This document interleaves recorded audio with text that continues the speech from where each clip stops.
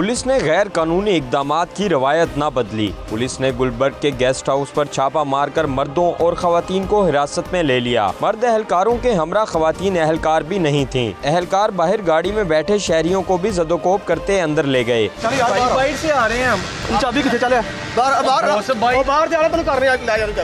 अंदर जाकर एहलकारों ने वहां मौजूद मर्दों को थप्पड़ मारे, खवातीन के साथ भी बदसलूकी की। लाहौर पुलिस के तर्जुमान के मुताबिक वाक़या 4 अप्रैल का है, जिसमें लाहौर पुलिस नहीं बल्कि पंजाब कांस्टेबलरी के एहलकार मुलविस थे। तीनों एहलकारों के खिलाफ थाना जौहर टाउन में मुकदमा दर्ज किया गया था। इन एहलकारों को मुअत्तल किया जा चुका है। पुलिस तर्जुमान का कहना है कि तीनों एहलकार इश्तेहारी हैं। खबर मुगल 92 न्यूज़ लाहौर।